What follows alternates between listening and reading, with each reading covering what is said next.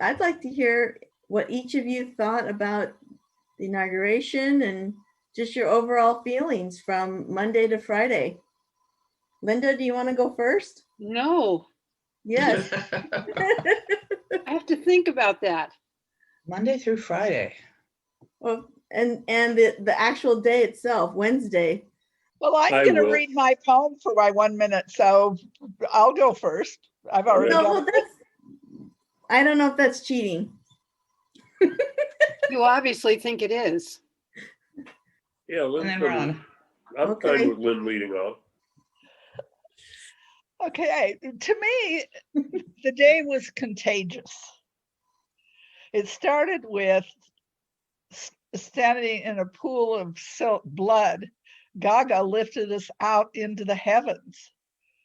Then the day's events were infectious, commonplace, and a miracle. Once again, our aspirations. Once again, America's spirit. Once again, truth and hope. Yearnings that are larger than man. Yet a beautiful young poet laid a verbal wreath at our feet. It's our new world. We're bid to put poetry into the lines we speak, to clean up our language, to use plain, simple words, to say something that's moving, useful, worthy, melodic, that waves with all those 200,000 flags. Hold close those we dispute. Thank you. Yes. Oh my goodness. Wow.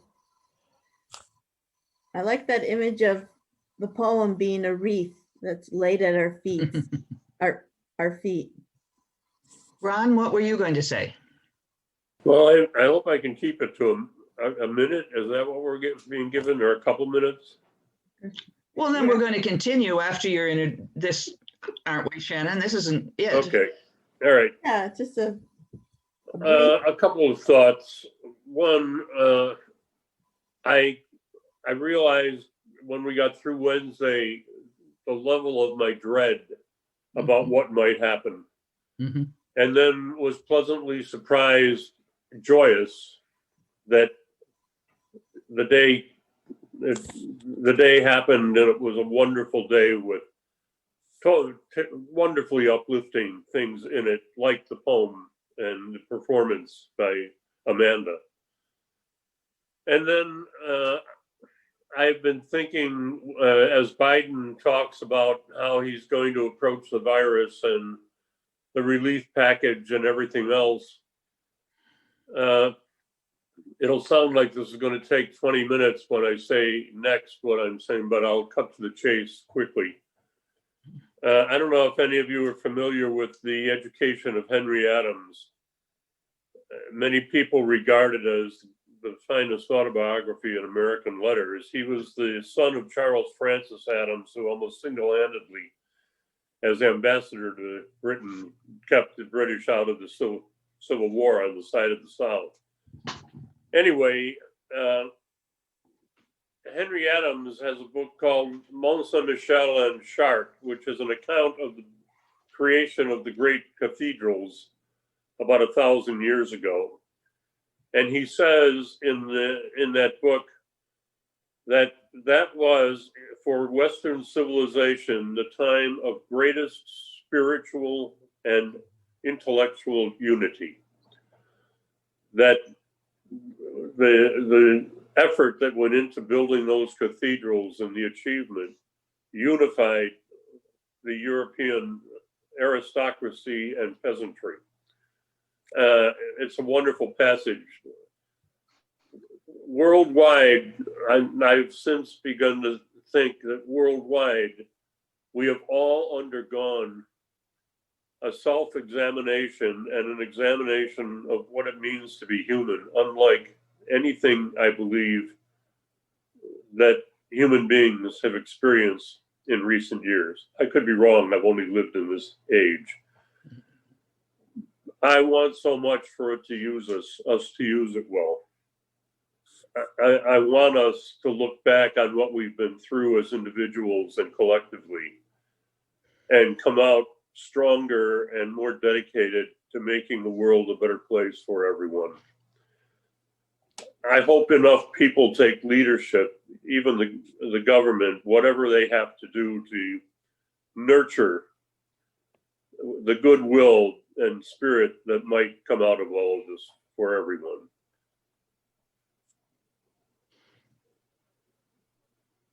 I'll go because I probably should have said yes when you leaned on me, Shannon. I felt like Inauguration Day was America in all its components in one day. But of course, I know that it was only the best of America, and the problems have been set aside. But that now we had some new leadership, and the next day I just woke up with this sense of lightness, aware of the contrast of what had gone on before and what seemed indicated now. And I felt a real sense of community as we were watching the inauguration. And I there was certainly ceremony, and it was all done very soberly, but with enthusiasm and creativity, but less emphasis on pomp. I loved the celebratory musicals singing later, and all the entertainers participating, and it just gave me instantly renewed hope. I'm enough of a realist to know that that's transitory, but we are, if it can be positive, it's going to be under this administration. And one more thing, I had a sense of renewal about all the symbols that are American. For example, the flag. I have a sister who is Jehovah's Witness and lives in my found birth sister, and lives in Mexico, an expat. And I thought, I'm not pledging allegiance to a symbol, or I guess I am, but it has meaning to me to pledge allegiance to the flag and to think of all the things that we view as American. So I just felt a real resurgence of, I'll say, joy as Amory and I watched and participated, and then moved forward through the next day. And thanks for asking us to share these little snapshots, Shannon. I'll go. Have to pull the lever in the back. There's so much that I loved, but the piece that I'll pull out here is the display, and what seemed to me honest display of values in general and a sense of religious faith in particular. I was delighted that the must have been Monday, I don't know that for sure. Martin Luther King Day, that Joe Biden chose to work at a food bank, putting food into boxes to be distributed. It's just a nice statement. I like that what we saw of Biden's and Harris, Emhoff on the night before was the tribute to the 400,000 who have died there with those, the magnificent lights and so on. I like that this is a president who started inaugural morning at Mass. We know that he is a regular church attendee, but I like that that's what he did. And I liked the pieces that I saw threaded through the service. I liked that of course, that the opening prayer was from a Catholic clergy in Delaware, and all of these things that were done just right. And I like the solemnness of having the priest there, whatever his office title was, I don't remember. But I also like the way that he just grinned at Biden, and you had a sense that they were truly acquainted, as opposed to, example, Trump holding up a Bible upside down and backwards in front of a church. I liked that Garth Brooks, who was there as the most Republican of the entertainers, or probably the only Republican entertainer, sang Amazing Grace, and I particularly like that he invited all of us to sing with him. I think regardless of how you feel about a organized religious faith, Amazing Grace touches so many souls. I like that it was a Black Baptist pastor that prayed us out at the end. And I could probably come up with more examples, but it felt to me like all of that was authentic. It was real. It was inclusive. I didn't think it ever felt like if you are not Christian, you aren't included, but it felt like a man choosing to have his faith be part of what's said. And I like that he quotes St. Augustine. I like that there are biblical references in Gorman's. That's enough. You get my point.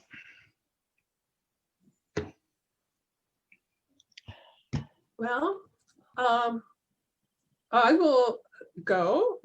I liked so many of the things that you all stated. I was blown away by the music, the poetry. That to me on inaugural day just carried the moment. I was also reflecting back on when Kennedy was inaugurated, what an issue it was that he was Catholic. And this time it didn't seem to be an issue. It seemed to be a celebration that we've come some way in accepting more of who we are as people and how it might inform us as leaders. After that, the next day, I was so much lighter. I just couldn't believe it. And I was getting so many things done. And I think it was that lift of sorrow and grief and confusion and fear that was upon us, upon me, whether I recognized it or not. And got so much done. And yesterday, that wasn't the case. I was back to stepping back. And so what I did was spend most of the day in the kitchen, just cooking. And when I say cooking, I have farm goods. So when I made the pumpkin muffins that I so enjoyed this morning, it meant cooking the pumpkin from scratch and all sorts of things. So I've got enough food stored to get me through a very busy weekend. Mike, you go next. Okay. Yeah, we have a toilet issue this morning, so I'm doing some background on that. But That's important. Compared to where we were 2 weeks ago, how could anyone not feel great about what we saw on Inauguration Day? I mean, it was such a contrast to people storming the Capitol, such chaos, and to feel that we were able to go from that to this inauguration that had so many good things about it. The tone was completely different. It was respectful. It was honest. It was heartfelt. I thought everybody there how could anybody watching that not feel good? Even the people that didn't vote for Biden had to feel some kind of, be uplifted by this. And a side note, my mom voted for Trump, and I talked to her during that day, and she thought Amanda Gorman was fantastic. She thought that the parade afterwards was remarkable. So she was uplifted, and I think that there were things that that people just didn't realize how negative we've lived for the last 4 years, and how suddenly that tone changed to something much more positive, something that we could look forward to in the future. And I thought Amanda Gorman, I know there are a lot of people who think the same thing, was the highlight of that inauguration. Not only did she represent herself, her poetry, and how we felt, but she was a spark for our future. She was the person representing all young adults right now and giving them hope. So I thought it was, I was really moved by the whole event. So that sums it up for me. Thanks. Well, I'm like Betty. I agree with everything everyone shared. The whole event was extremely moving. I had to watch it at work, which I didn't want. I really wanted to be at home watching it, and from various angles and other channels and everything. And I ended up doing that later in the evening. But there was a lot of wonderful, wonderful things that I loved about it, especially the thought you could see that was put into the planning. If you were going to have an inauguration, a swearing in ceremony during a pandemic, I think they did it the best possible way. You could see they had thought out so many details, where the chairs would be, the number of people lining the streets as they walked from the Capitol to the White House. I mean, just everything just seemed to be really thought out, in my opinion. Even the colors and the coordination of the ladies.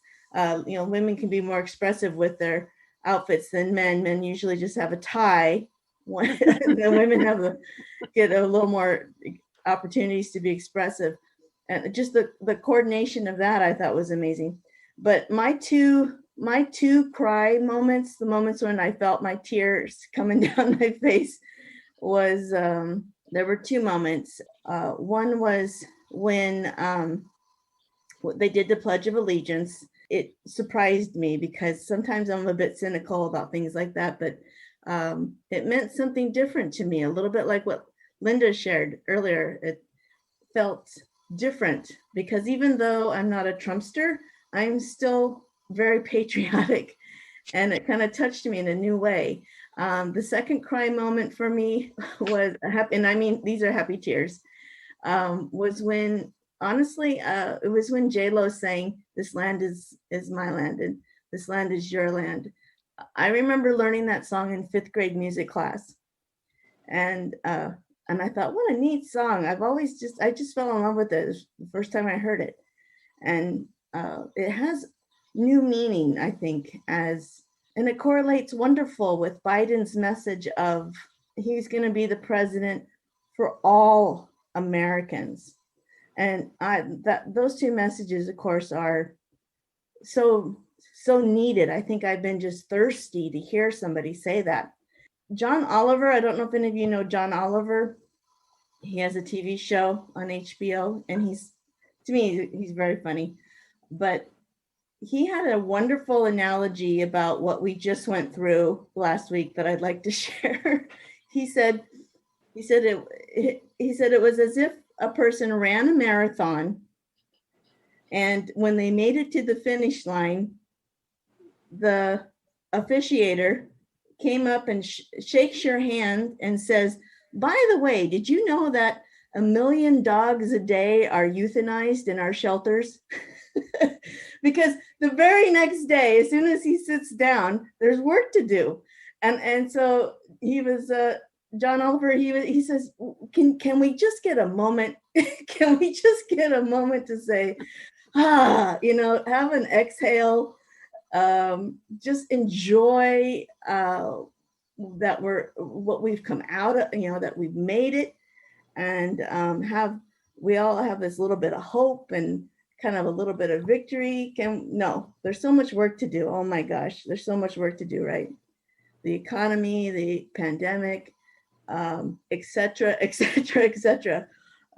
So that was how I felt in a nutshell. The lightness, I think we all felt that sense of the knee being removed from our neck. Mm. Ah, yeah. It was amazing. Go ahead. That Betty had said that when Kennedy ran as a Catholic, it was such an issue, and it appeared to be a non-issue this time. The thing that was pointed out to me a day or so ago, and the fact that I hadn't thought about it before, was just stunning to me. It was in 1967 or 69, I forget which date, when the couple, the Lovings, they've had a movie recently about the Lovings, the black-white couple, finally took the case of interracial marriage, and it became legal to marry in this country. And that was only in the 60s. Yeah. And nothing that I have read, now I'm sure that the kinds of posts and websites that I never see must be full of it, but there's Kamala and Doug, and I heard nothing said about the fact that we have an interracial couple, and that just gives me such joy. And even my naivety in not even going, oh, isn't that an issue? Or an issue resolved gives me joy. And Sometimes a non-event can be pretty exciting, like a black-white couple as second couple of the country. yes. Also, just to add to what all of us have been saying, and Shannon, the moment that I teared up, tears rolling down, was J-Lo. And when she translated the song into Spanish, a couple of lines, that was the kicker for me as well. And tears of joy were running down my face. But I also wanted to say, Kamala was dressed in purple, wearing pearls. And that was, I understand, in respect to Ruth Bader Ginsburg, who always wore pearls. And I love that, learning that detail. I've spent the past 4 years trying to process my bitterness with a lot of friends and trying to resist becoming a cynic.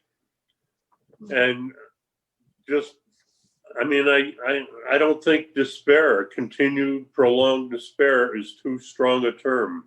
Right. Wondering if the UFOs haven't just been keeping their eye on us to see if we get rid of this monster. And in one day, I genuinely believe that we were lifted out of at least this bog of despair. And I just sense so much genuine, sincere hope. It is such a good feeling. We don't know where it's all going, but we're hopeful. It just feels so good. Yeah. If I were with another kind of group that I hang around with, I'd say amen. You can say it with us, even though we are not ameners. Amen. I just like it when fashion becomes the issue, but the pictures that we've seen now of Kamala and Jill and Michelle and Hillary and Lady Gaga and Amanda and the Biden granddaughter standing side by side. It is a rainbow. Those women made a rainbow that morning. I'm not very interested in fashion because I wear sweatshirts every day and I can dress up for work, but I'm not that interested. But I read an article in Vogue magazine about all the meaning of fashion in the inauguration, and it was very enlightening. Including who they choose for the fashion designer. For their designers. Yeah.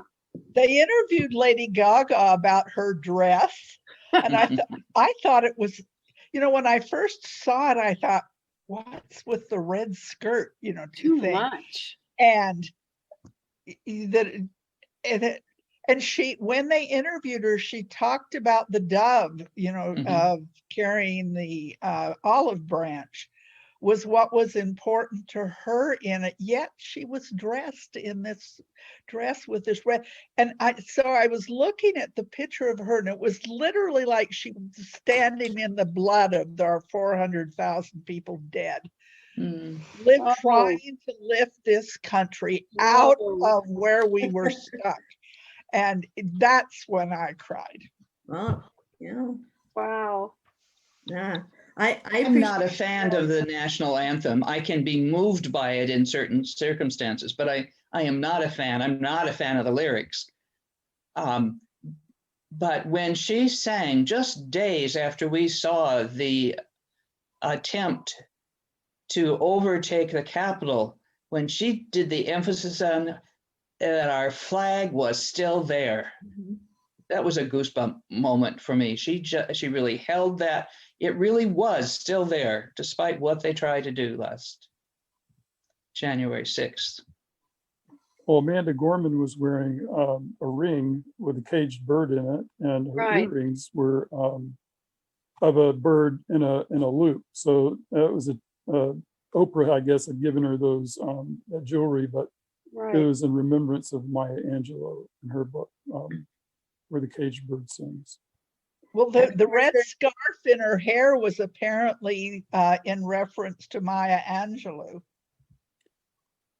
Well, and her yellow jacket had to be the sun, right? I mean, she was bright as the sunshine out there. That was supposedly a nod to Jill Biden, who's the one who spotted her in 2017 doing a reading and wrote her and said, "I like that you were wearing yellow." And then she's the one who suggested that she be included a few months ago, apparently, in the inauguration. We can't forget the fashion statement of Bernie Sanders. I have loved those. So funny. They're delightful. It He was must like, be Gonna easy. catch a bus. It must be easy to do, but I don't know how to superimpose him. But it's happening everywhere. I Just know. everywhere. It's just incredible. I know. I'm going to put him in your lap, Amory. Okay. Linda, did you see the one? There's an old, it's probably a pencil sketch of John Wesley orating to just a crowd of people and Bernie sitting in the crowd. Weren't you? It got so yesterday when I was going through Facebook, I had to look at every picture to see if Bernie was in it, because sometimes they were just pictures. And sometimes, I'll be darned, he'd shown up again. He was in Fairhaven, of course. That didn't surprise me that he was sitting with Mark Twain. You know, with all of that whole spectacle of people and people making decisions about what will I wear, we know that happened with every single person. Bernie succeeded in making just a totally unique statement. I loved it. Yeah, I liked that he wore, they were ugly, but I liked that he wore those mittens that one of his constituents made for him. Well, and did you read that the outsides that you saw was all recycled, but the linings inside were recycled plastic somethings. No, I didn't read they that. were making a statement inside and out, and there was a great deal said. All of those elegant leather gloves that you saw on the stage that just match perfectly, those are not warm. That is not. And Bernie's been quoted several times now. Us people from Maine and Vermont, we know how to dress for sitting outside when it's 20 degrees out. You wear a Okay, I'm going to be jacket. Amory today. Are we going to do a poem? Are we going to discuss her poem? Is that your reputation, Amory? Whoa. She always usually keeps us on task. She tries. She does that at home too with me. Well, I wonder We if all anyone- need that. Did anyone find a biography of Amanda? Anyone want to read that? Oh, I've got lots of information about her. Me too. I looked it up, but I looked up a lot of great things about her. Yeah. I don't know. probably the most stunning is the speech impediment that she overcame to become not just the writer of poetry, but the speaker of poetry at the inauguration of a stutterer. Do you know that Just- she has a twin sister? Oh my gosh. She's in a family of 3 girl. I think the third one is a girl. and she has a twin sister. I'm wondering, I said to Emery, I wonder what that twin sister thinks. And Emery said, well, she's probably a nuclear physicist or something complimentary and different.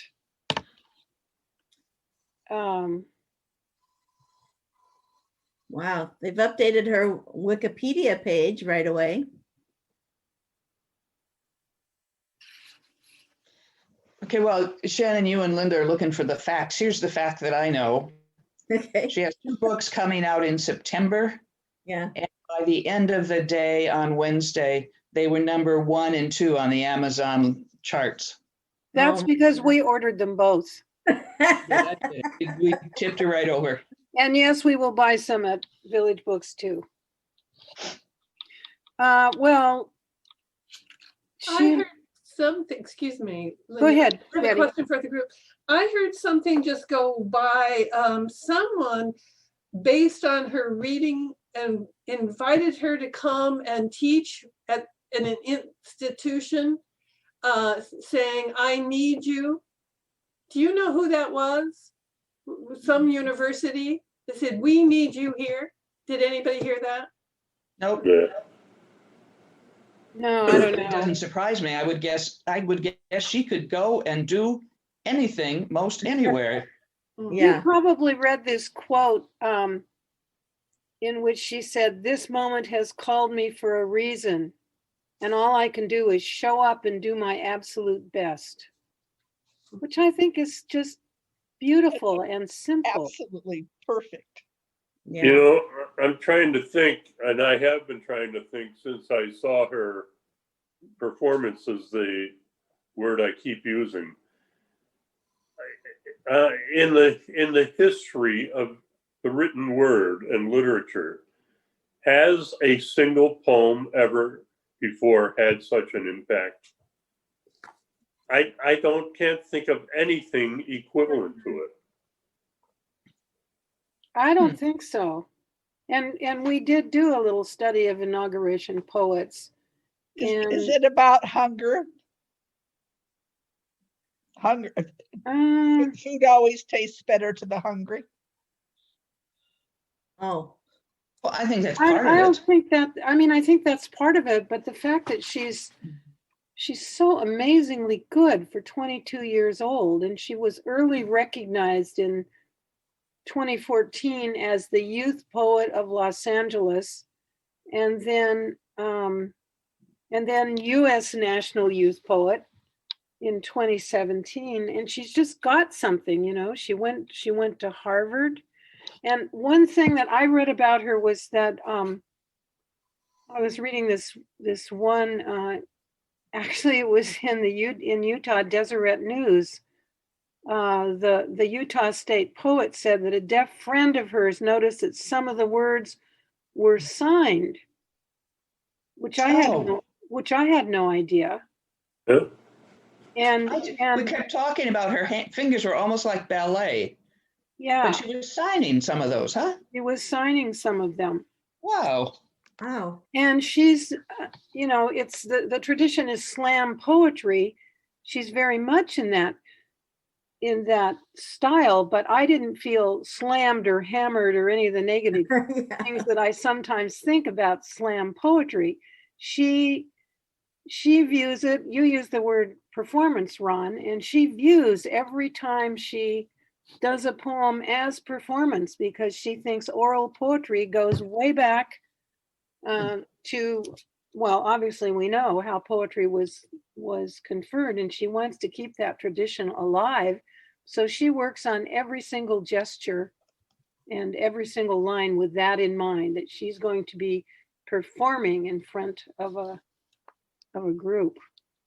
Over the Linda, years, I've made it a point to say in all the poetry classes I've taught that the poem as we read it is a different experience from the poem as we say it.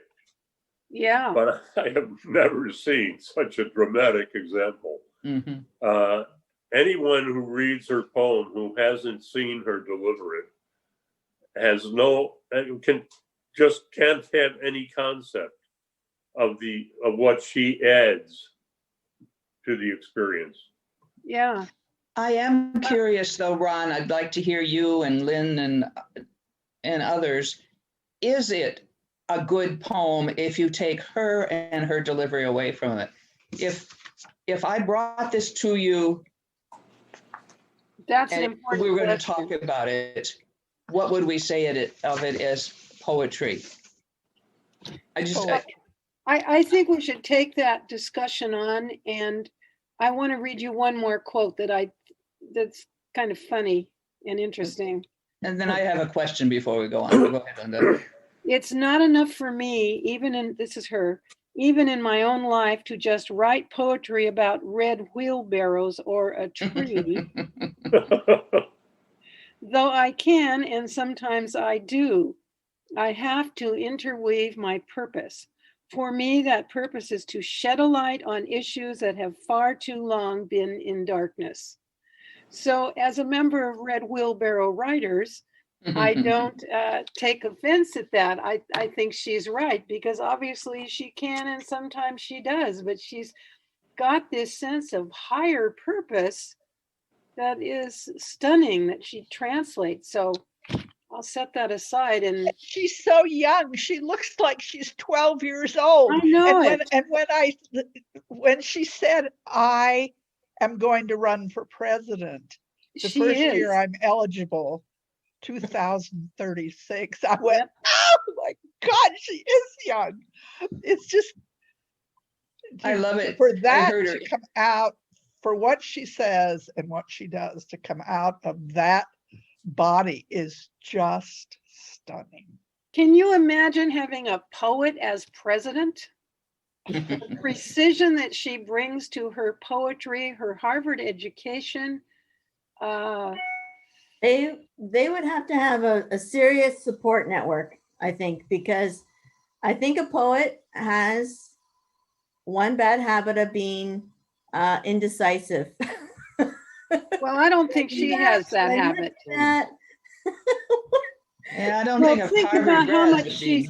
think about how much she's going to learn between 2021 and 2036. She's going to be many more dimensions than a poet, or at least poetry is. Well, that's my prediction.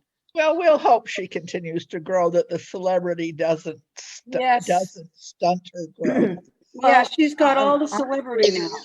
Linda, do you have written down the mantra that she reads, that she recites to herself before she reads? No, I don't, but I think it's in that newspaper article and I could go get it.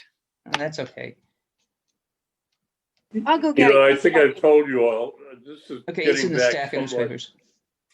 somewhat to Anne-Marie's question about the quality of the poem. Mhm. And so before we get into that discussion, I want deliberately to say something, before it, preliminary. I know a guy, Rich Cummins, and I may have told you all this story, who was president of one of the colleges on the east of the Cascades, well, Columbia Basin. And he has a degree in English, a PhD in English, and he writes poetry. And so I met him at an accreditation event, and he came over and said, we haven't seen each other, let's have lunch together. When we had lunch, I said to him, are you still writing poetry? He was a college president, became president of Western Governors. And he said, oh yeah. And I said, do you share it with the other presidents? He said, no way. But he said every morning he gets up and devotes an hour to writing poetry. And just so he knows that what happens in the rest of the day is not the most important.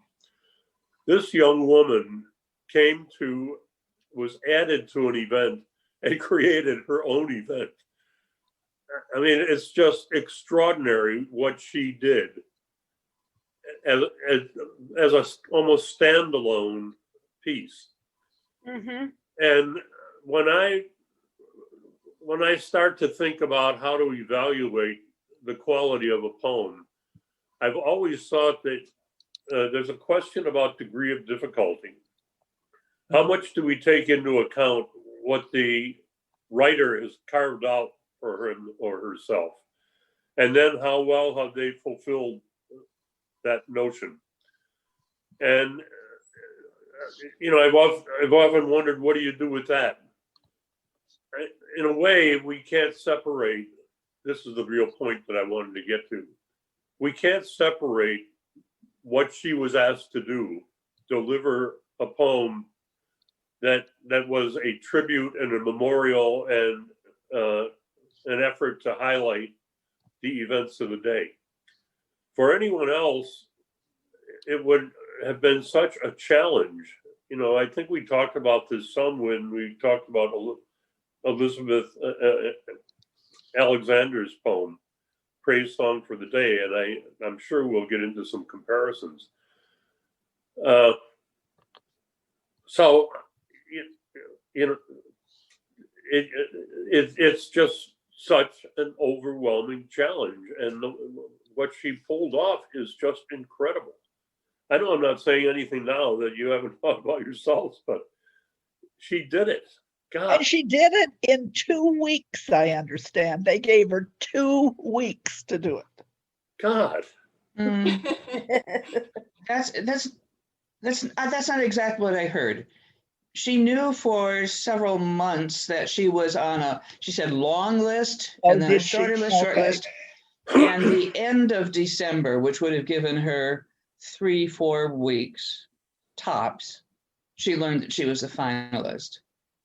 Right. Whoa. But And she only had 2 weeks between the 6th and the 20th to finish that and wrap in the whole. right. Yeah, Attempted. she mentioned in an interview on TV that the events of the 6th changed a lot of the poem that she had, the rough draft that she had. Mhm. She Shannon, was halfway through it. Shannon, in case others haven't read it, would you read what you just posted? This is what she said. This is what Amanda says she says to herself before she ever performs. She says, I am the daughter of Black riders. We descended from freedom fighters who broke through chains and changed the world. They call me. Yeah. Wow. Wow, indeed. To me, it says she's remembering who she is and where she came from. It's so, it's an exclamation point. To be that centered and that grounded at that age and so talented. I wish the whole world has just opened up to her, and I hope she makes great choices. Now, because so many choices. I can only imagine who's knocking on her door. And I just hope to heaven she's got people around her who are level-headed and can guide her through this time, because wow. It's every hyena in society will be after her. So yeah, she does have a struggle ahead. It sounds like she has a great support network, though. That's going to be so important. Did you see her interview with Anderson Cooper? Yes. He was just starstruck. He's so cute. He's so cute anyways. And then he's just tickled by her, She was so articulate. Sometimes when someone writes something, you think this is the limit to what they can do. Listening to her talk to people to be interviewed over these last few days, there is so much depth to her. Okay, I want to go back to my question to Ron. Ron, if you were seeing this for the first time and you were in a hole, you didn't know anything going on in the world, what would you think? Well, I would think that in order to appreciate it, I would have to know what was the occasion for it. Immediately I'd have to answer that question. And that may suggest that it doesn't stand by itself in the way that I'd feel able to evaluate other poems. I know that's a question that any of us ends up asking about many, many poems. So this poem is not unique that way. Mhm. I think it in its techniques, it raises a lot of questions. There are wonderful surprises in it. Some of the rhymes, and then some of the echoes of terms that she turns on. Mhm. There are elements like that. There are techniques that would make me say that was pretty damn good. What I just read. Mm. I believe that I would primarily admire it, but I wouldn't be clear about what I was admiring Mhm. in the way that I would a Robert Frost poem that I believe stands pretty much by itself. Of course, we learned something different when we looked at Frost poem. Anyone else want to add to that, or Emery? No, I was thinking of the number of times you see that the title of a poem is on the occasion of the Queen's coronation or on the death of the Archbishop or something that people know you need that. No, I'm really curious how Lynn would respond to that too.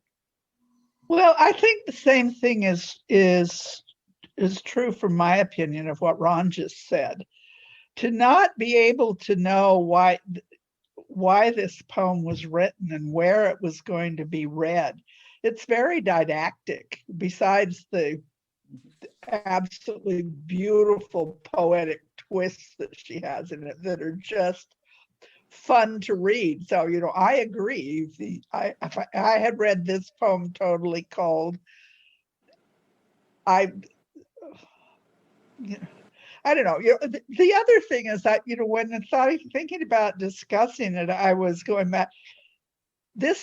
She will in the future look back at this poem, and there are places she will cringe at the choices that she made.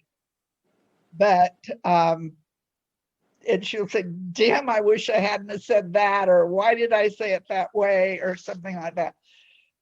But by and large, it was perfect for the occasion. It was just what the country needed. It was what we needed. And I've heard a lot of people talking about this poem now and about her. And the primary things that I'm hearing is that it is a manifesto for our future, that it is a poem of becoming. This is who this country is going to become. May it be so. And so that, those are the things that I am now thinking about the poem more than the first time that I read it, of reading it cold. Just with your question in mind, though, Emery, on the first page, as I printed it, about 2/3 down, I've got 3 pages.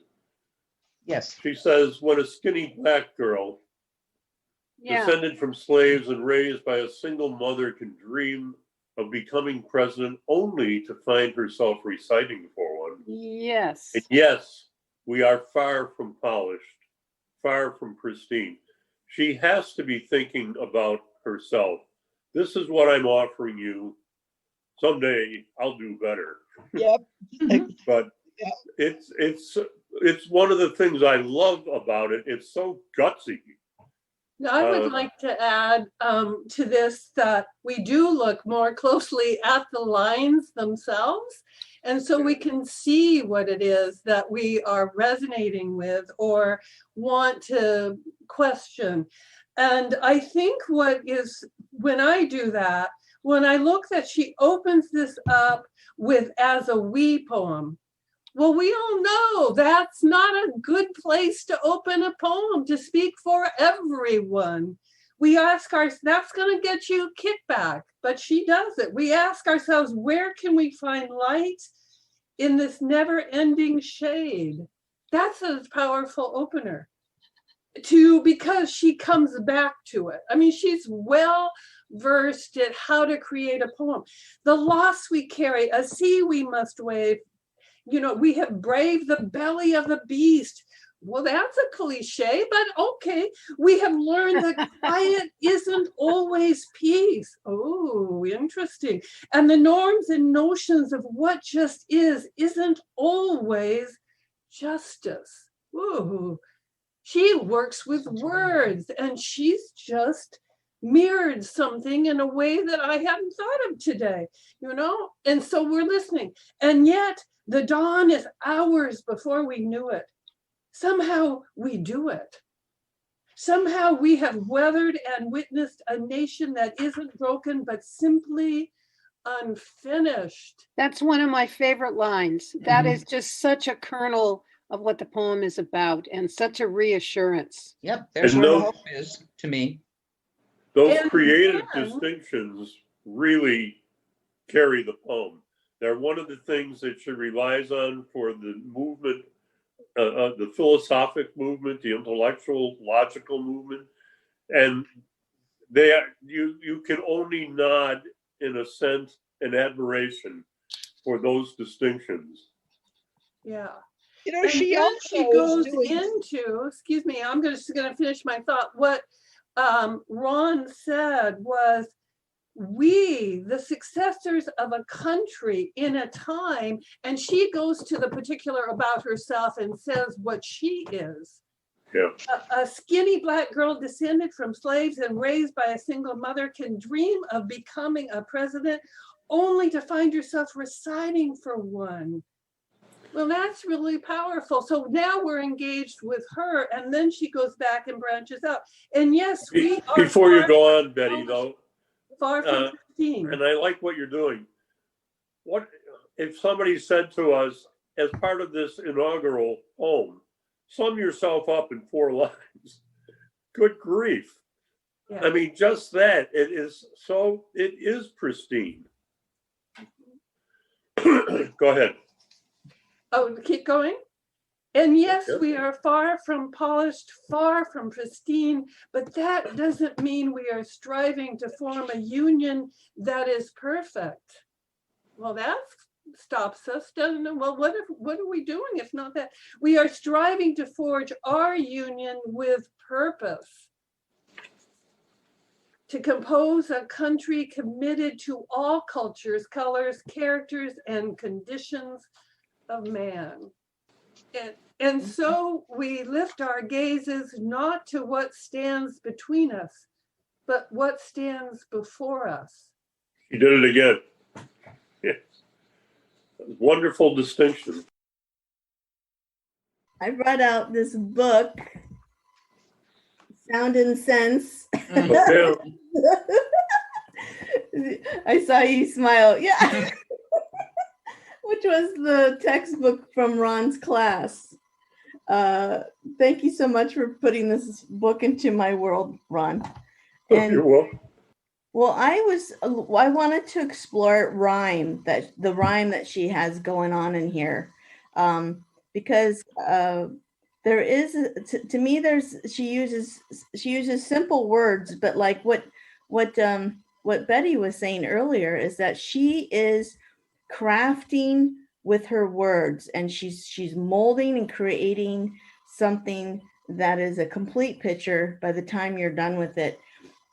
Alliteration and accents, and then there's this female rhyme and male rhyme going on in here. And as I started to kind of get into the rhyme, which I think is going to be pretty easy. I wouldn't have to give an example. I think we can all see it throughout the poem. But I started to think about the actual mechanical part of your brain that's putting together a poem. And I actually would like to propose that the structure that she has here, and possibly it was in her draft, or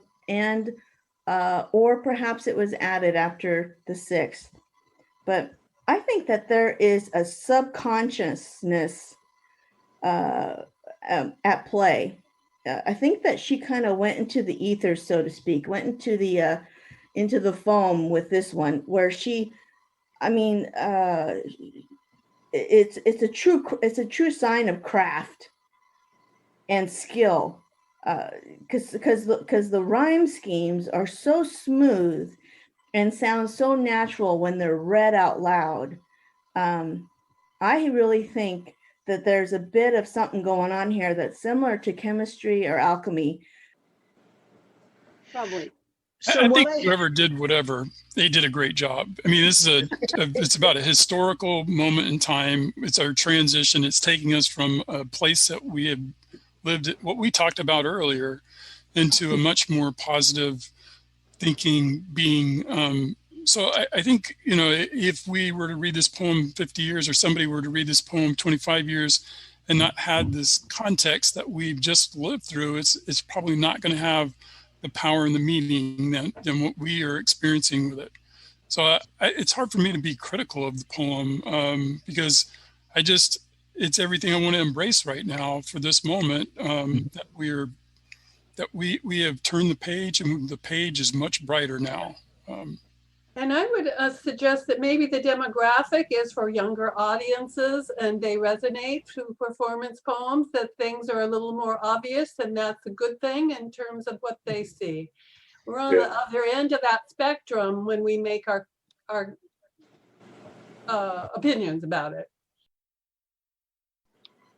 I think, well, first of all, we've looked at a number of pieces that were occasional poems, or poems that were occasioned by their times. So we looked at Emerson's Concord Bridge, 150-year-old poem, and I think we could appreciate what Emerson was attempting to do. But their revolutionary history is there's a lot of common knowledge about revolutionary history, and we would not have to conjure the historical moment. A poem like Blake's The Tiger is an unknown. People didn't see them in zoos. They only knew them by reputation from explorers having seen them. So the terror of the tiger is something Blake wrote about, but is not ready. It's not ready for us. So I think this poem would probably in the future be referred to as a historical piece, to try to acquaint, in a history class, to acquaint people with what everyone was living through. If this poem, and I don't think this will happen, but if this poem, if this is its lifespan right now, it has done so much. Wouldn't that be plenty if it was able to, as people said, you know, when the country really started coming back together again was when that young woman read that poem. What a gift that would be. And anything on top of that is just gravy. 25 years from now, people will be reading the collective works of Amanda Gorman, and this one will be, you know, kind of the frontispiece, and then we'll see where this brilliant mind goes. I have to believe that she had to show this poem to somebody, partly because of its length, and then to make sure that there weren't awkward items in it. Mm-hmm. I would love to talk to the person who reviewed it and ask them, what did you think? Because it, you know, that goes back to Emery's question. Yeah. I might have thought, holy cow, how is this going to come off? Because I'd not have been able to imagine her delivery. In her delivery, you can tell she thought this stuff was pretty damn good. Yeah. Mm-hmm. Yeah. Mm-hmm. And she was right. She knew she had a good poem. She went up to that podium with confidence, for sure. You could feel it. She's very confident and strong and self-possessed. And I suspect there is an element of humility too. And we get that from the mantra that she recites beforehand, that she's aware of her significance, but also aware of those who came before her and her responsibility.